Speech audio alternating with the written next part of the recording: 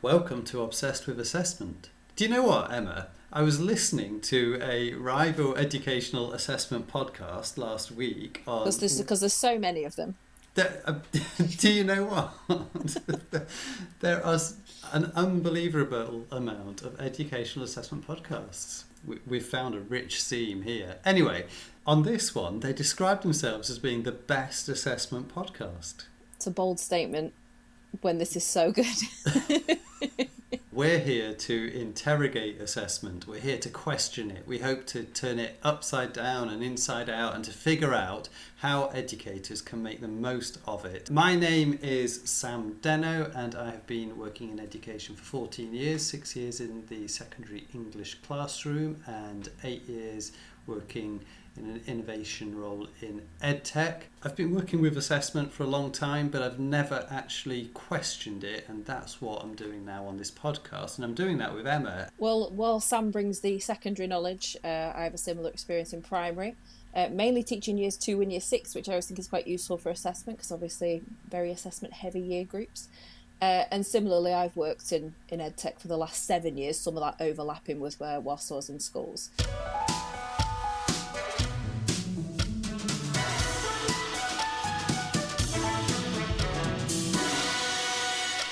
We're working through a mini-series in which we look at assessment systems used in the 3 countries mentioned in the Labour government Breaking Down Barriers manifesto.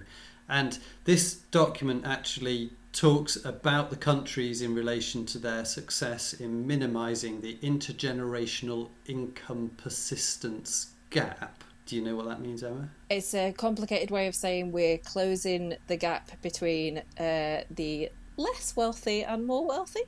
Let's say that, yeah. So these countries that we're looking at, they're good at social mobility. And it's no coincidence that each of them, and I'll name them Denmark, Finland and Norway, also offer an excellent model of egalitarian education. In this episode, we're talking about Finland. Just to give you a little bit of history then, so Finnish education has roots in the Lutheran tradition of Christianity, and in particular the importance placed on literacy in order to be able to read the Bible. And in fact, from the 16th century, it wasn't just the priest of a church who was expected to be able to read the Bible. It was actually seen as a necessary skill for everyone, crucially.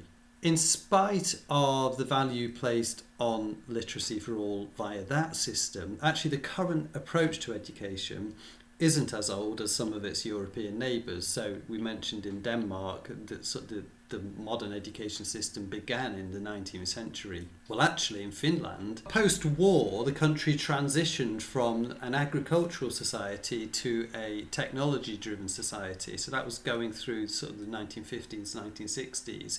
And it didn't actually begin rebuilding its education processes until the 1970s. And actually it was towards the end of the 1970s when the education system as we see it today really took off.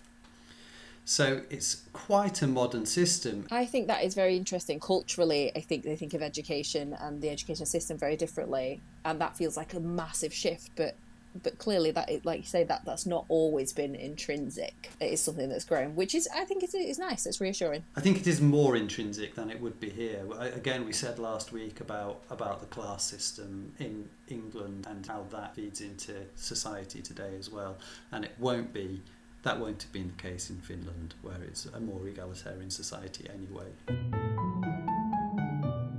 Very briefly then, the phases of education are as follows. So formal education begins at the age of 7 with a mandatory pre-primary year before that. And throughout primary school an emphasis is placed on play. And then from the ages of 7 to 16, pupils remain with the same basic comprehensive institution where they complete their primary years and their lower secondary years, 6 years in primary, 3 years in lower secondary. And then for upper secondary, pupils choose between vocational and academic institutions, and which they attend until the age of 19. And then in the final year of upper secondary, this is my favourite bit, pupils can opt into, get ready, the matriculation examination, which I'll talk more about later. That sounds painful. If that exam is passed, then a student can then choose to follow the academic route into further education. And then confusingly, universities provide the academic routes, and universities of social sciences offering vocational routes to employment. It's interesting that they're a year later to university education. I didn't know that was a difference. It's that whole thing. I think it's because it's the sort of like the staggering education backwards, isn't it? So you have room to just play and develop as a child. I do love the play-based approach. I am a fan. I have highlighted what I think are 3 key differences between Finnish and English education. The first one I've picked out is equal opportunities. So there's a professor called Pasi Salberg who is a Finnish educator and author, and he says this of Finnish education. Over the last half century, we have developed an understanding that the only way for us to survive as a small independent nation is by educating all our people. This is our only hope amid the competition between bigger nations and all those who have other benefits we don't have. It's so important, isn't it, for the whole closing the gap thing? Yeah, this is reflected in, these are really important ways they reflect it. There are virtually no private schools in Finland. All streaming was abolished in 1985. School meals, learning materials and school transport are all provided for free by the local authorities. I know. To be fair, what they do provide in Finland is amazing.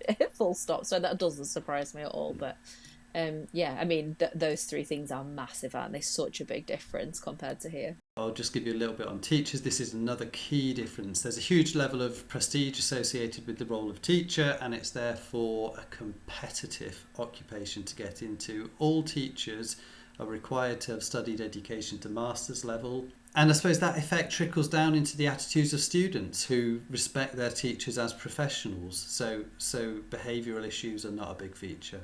And there's very few like school uniforms and stuff as well. So it's quite a relaxed relationship, I would say, between children and school. Okay, let me quickly go through accountability. So the National Board of Education, the NBE, provides a rough curriculum for schools to follow, and then it's up to individual schools working with their municipal authority to decide how the curriculum is implemented. But they give firm consideration to the local setting of their school. So they're thinking about, okay, well, what sort of background do our students have? And there is a degree of reporting back to central organisations, but it's not really accountability. So there's a body called the Finnish Education Evaluation Centre who take responsibility for gathering and analysing information on schools across the country. But their involvement is light touch as compared to Ofsted and their regular visits and judgments in England. It's all about gathering information rather than making judgment. Yeah, I was going to say that's the key word, isn't it? There, the judgment stuff is removed. Yeah, absolutely. Professor Pasi Salberg, we've mentioned him. Here he is again. He says, this is brilliant. He says there is no word for accountability in Finnish. Accountability is something that is left when responsibility has been subtracted. Oh, I think I like Professor Salberg. I think I want to be friends with him. I like both of the quotes so far. People haven't tuned into an assessment podcast to not hear about assessments. So let me talk to you about assessment. Comprehensive schools decide with their local authority when they will start to introduce grading, and that normally begins around the middle of primary school. So for the first year or 2, there is no grading whatsoever. From the introduction of grading, a pupil will receive 2 report cards a year, with grades awarded on a scale of 4 to 10 for conduct, schoolwork, knowledge and skills and progress in subjects. All grades are teacher given and are verified internally, maybe with the faculty, maybe with the head teacher on occasion. Again, there's no accountability to outside forces. None of this is published. None of this is made public. And then alongside this, there's a system of continuous classroom-based formative assessment, and a teacher will use different means of formative assessment. We know it's best practice. It's finding the time, isn't it, in the UK system? Exactly. But there might be an informal exam at the end of a unit. But whatever the case, it's always used to inform onwards learning, and it's instigated by the individual teacher. This is not a department saying, right, you must test your students now. The first national exam we've mentioned already that a Finnish student could sit is at the age of 19, and it's this matriculation examination, which is at the end of upper secondary. It's at the age of 19. We've already sat 4 billion exams by the age of 16. They've got to wait till they're 19, and then they get one. It's actually a set of exams. I do quite like that, although I have seen in your notes, and I made a joke earlier about how matriculation examination sounded painful. I was making the joke because it sounded like some hideous medical procedure, but I have actually just read about the length of those exams. It's horrendous, isn't it? So they wait a lot longer for their exams, but when they get there, boy do they run exams. So it's made up of at least four, because you can choose different ones, separate 6-hour tests that are intensive long-form writing tests. That is hardcore. Mind-blowing. I'd struggle to do 6 hours of writing, like, if it was my job. I'd need the breaks. Yeah, but they can be retaken as many times as a student, I suppose, has appetite for. If they can face it again, they can do it again. Yeah, I'm not sure how many times I'd want to sit for 6 hours. While this is a high-stakes scenario, as with English GCSEs, I suppose the opt-in nature of the exam actually makes it quite a compelling challenge for pupils, because they don't have to take it. It's optional. Yeah, whereas we have to take GCSEs. There's a very big, there's a minimum grade hanging over you. Yeah. And also to retake a GCSE is a process, isn't it, as well? I suppose if this can be retaken as many times, then perhaps it's an easier process to retake it as well. Yeah. Time for key takeaways. And the difficulty about talking about Denmark and talking about Finland is when you come to key takeaways, well, nobody listening to this can change the whole education system in their country, unfortunately. Yeah, we can't drop it into an ecosystem, can we, that already exists. Yeah, I'll rattle off a few ideas that spring to mind on the back of this. Some of them are ridiculous and some of them are quite sensible. We've said it before, but obviously our whole system of education is not guided by formative assessment.